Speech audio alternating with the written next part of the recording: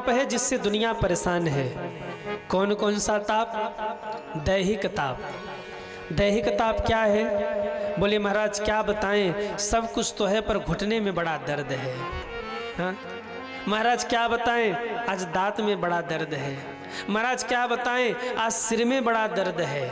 ये क्या है? ये है दैहिक ताप। एक ताप है दैविक ताप। दैविक ताप क्या है? किसान ने फसल लगाया, अब गेहूं काटने का समय आया, इतने में बारिश हो गई, सारा फसल बर्बाद हो गया। ये कौन सा ताप है? दैविक ताप। और एक ताप है भौतिक ताप। लोग आते कहते गुरुजी बेटा तो खूब आज्ञाकारी है पर बहू नहीं सुनती। कोई कोई आता बोले महाराज बहू तो अच्छी मिली पर बेटा ही नालायक हो गया। हाँ कोई आता बोले महाराज घर वाले नहीं सुनते, परिवार वाले नहीं सुनते। ये है भौतिक ताप। हाँ सास आए तो कहे महाराज बहू अच्छी नहीं मिली, बहू आए तो कहे महाराज सास अच्छी नहीं मिली। और बड़े बड़े आनंद की बात तो यह है कि जब से दुनिया बनी है तब से किसी भी बहू को सास अच्छी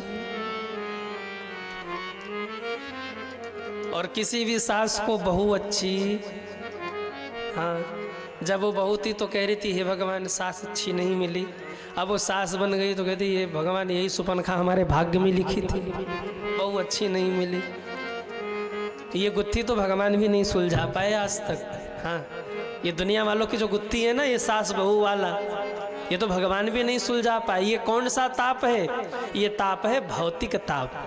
दैहिक दैविक भौतिक तापा राम राज्य का हो नहीं व्यापा। जब आप भगवान की शरण में आ जाते हैं ना तो भगवान इन तीनों तापों को नष्ट करके आपके जीवन को सुखी कर देते हैं। तो जिनके शरण में जाने से ये तीनों ही ताप समाप्त होते हैं, ऐसे परमात्मा को दोनों हाथ जोड़कर प्रणाम करिए। बोलिए सच्चिदानंद भगवान की जय हो।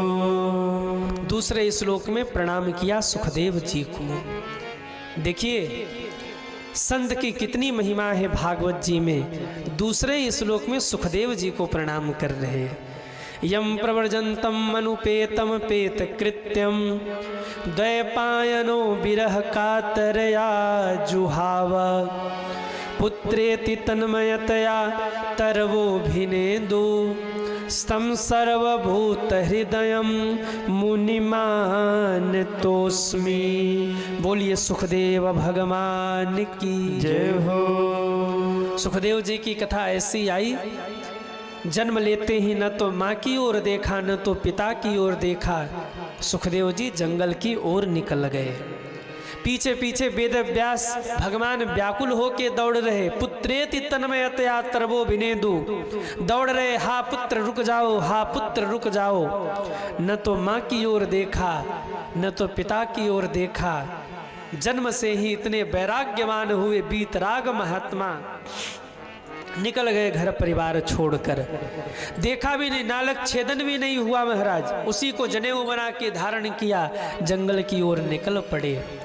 वेदव्यास जी पीछे पीछे दौड़ रहे और उसी समय एक घटना घटी। पिता के मन में इच्छा है एक बार मेरा पुत्र सुखदेव पलट के मुझे देख भर ले, मेरा पुत्र ही तो है।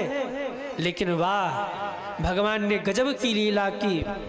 जैसे ही सुखदेव जी जा रहे थे, एक सरोवर में कुछ स्त्रियां स्नान कर रही थी। जैसे ही सुखदेव जी सामने से निकले, उन्होंने हाथ जोड़ करके प्रणाम किया। लेकिन जैसे ही वेद व्यास जी आए, उनको लज्जा हुई, उन्होंने तुरंत दौड़ करके वस्त्र धारण किया। वेद व्यास जी को बड़ा आश्चर्य हुआ, मेरा बेटा इनके सामने से निकल गया। ये गदगद होके प्रणाम करती है, भक्ति में भर गई, इनके रोम रोम से हे कृष्ण निकलने लगा। और मुझे देखते ही लज्जा के कारण इन्होंने वस्त्र धारण कर लिया। कहा बेटी मेरा बेटा यहाँ से निकल गया और तुम्हें लज्जा नहीं हुई और मेरे सामने तुम्हें लज्जा हो रही है, क्या कारण है?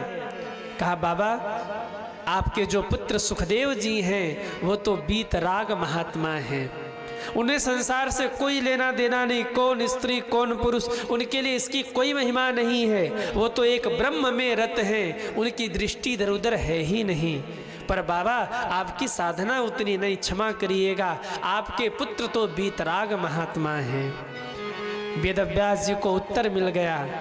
जो इतना वीतराग है कि उसको ये भी नहीं पता पुरुष क्या, स्त्री क्या, संसार क्या, एक ब्रह्म में ही वो लगा हुआ है, वो लौट कर आने वाला नहीं है। अंतिम बार आवाज लगाया, हा पुत्र। आवाज जंगल में टकरा के वापस आई, हा पुत्र।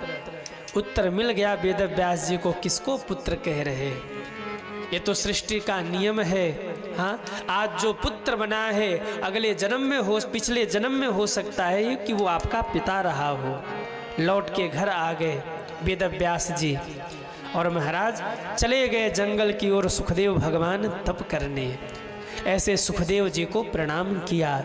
बोलिए सुखदेव भगवान की जय हो। कथा प्रारंभ हुई नैमिषारण्य से। आज भी लखनऊ के बगल में नैमिषारण्य, नैमिष तीर्थ है, कभी दर्शन करने जाइए आप। आज भी वो स्थान है बना हुआ जहाँ श्री सूत जी ने कथा का गायन किया था और सनकादिक ऋषि महात्माओं ने श्रवण किया था। और एक दो महात्मा नहीं थे, 88,000 महात्मा बैठ के कथा सुन रहे थे। अब आप सोचिए कौन सा ऐसा विज्ञान रहा होगा कि एक व्यक्ति सुन रहा है, 88,000 लोग सुन रहे हैं। हाँ, अगर आप यहाँ बैठे और मैं बिना माइक का बोलूं तो शायद मेरे बगल में ही बैठा कोई न सुन पाए, लेकिन कैसा विज्ञान रहा होगा। नैमिष की भूमि में सूत जी बैठे हुए हैं, सौनकादिक 88,000 महात्मा सुन रहे हैं। क्या विज्ञान रहा होगा कि हर व्यक्ति को उनके शब्द स्पष्ट समझ में आ रहे हैं। लोग कहते हैं विज्ञान बहुत आगे है। हाँ, आगे है। दूर रहने वाला व्यक्ति भी आज एक दूसरे को मोबाइल से देख पा रहा है, एक दूसरे की आवाज़ सुन पा रहा है। लेकिन उठाकर देखिएगा हमारे धर्म शास्त्रों को, हमारे ऋषि महात्मा संत लोग जो थे नेत्र बंद करते थे और कोई कहीं भी हो बात हो जाती थी। कोई रिचार्ज नहीं करवाना है उनको, कोई मोबाइल नहीं खरीदना है, कहीं भी हो दुनिया के कोने में साधना का बल होता था, नेत्र बंद करते थे। एक व्यक्ति यहाँ, एक व्यक्ति बहुत दूर है, चर्चा हो गई, स्मरण किया तो प्रकट भी हो गए। ये हमारे यहाँ का आध्यात्म का विज्ञान था। श्री सूत जी से सौनकादिक ऋषि महात्मा हाथ जोड़ करके प्रश्न करते हैं, महाराज काल ब्याल मुखग्रास त्रास निर्णास हेतवे। कलयुग रूपी मगरमच्छ हर व्यक्ति को खाने के लिए बैठा हुआ है और यह कलयुग सबको ग्रस्ता चला जा रहा है। इस कलयुग रूपी मगरमच्छ से बचने का क्या कोई उपाय है बाबा? अज्ञान ध्वांत विध्वंस कोटि सूर्य समप्रभ सूताख्या ही कथा सारम मम करणाय रसायनम। बाबा कोई ऐसी कथा कहिए जो हमारे कानों के लिए रसायन बन जाए। याद रखिएगा, सुनना वही चाहिए जो सुनने योग्य हो। आजकल सांस्कृतिक प्रदूषण फैला हुआ है।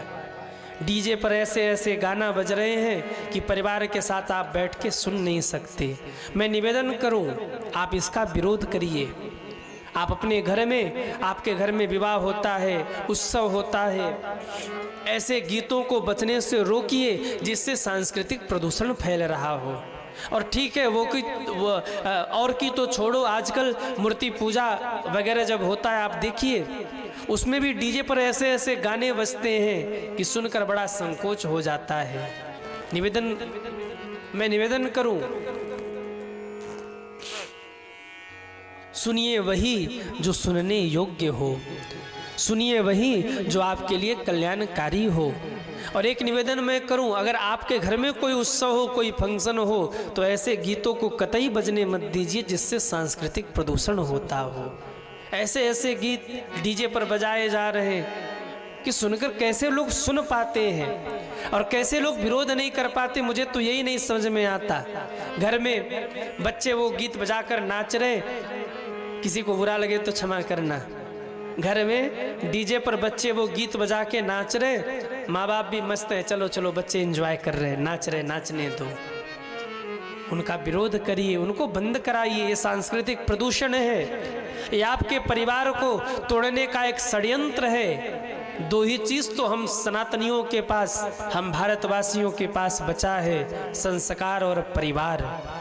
और आज फिल्म के माध्यम से, आज गीतों के माध्यम से, आज तमाम इलेक्ट्रॉनिक मीडिया के माध्यम से हमारे परिवार को और हमारे संस्कार को तोड़ने का प्रयत्न किया जा रहा।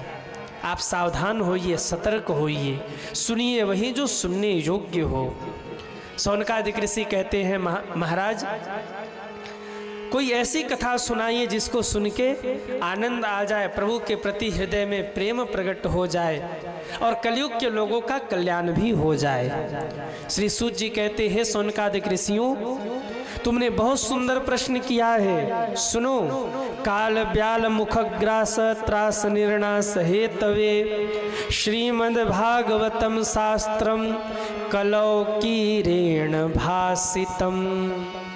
अगर कलयुग के लोगों को अपना कल्याण करना हो ना, तो उनको चाहिए कि वो भागवत का श्रवण करें, क्योंकि ये भागवत ये कोई पोथी और पन्ना नहीं है। ये भागवत केवल एक किताब नहीं है, ये भागवत लिखी गई केवल एक पुस्तिका नहीं है। ये भागवत भगवान का स्वरूप है, जो हम सभी के कल्याण के लिए हमारे बीच में विराजमान है। जब भगवान जाने लगे ना इस धरती को छोड़कर, तो एक दिव्य ज्योति भगवान के शरीर से प्रकट हुई और वो दिव्य ज्योति आकर भागवत जी में विराजमान हो गई। किसी ने पूछा ये कौन है, तो आवाज आई ये भागवत भगवान है। कौन है भागवत? भगवान है। इनको साधारण मत समझिए, हम आप बड़े सहज में बैठकर इस कथा को सुन रहे हैं, ये भागवत भगवान की कृपा है।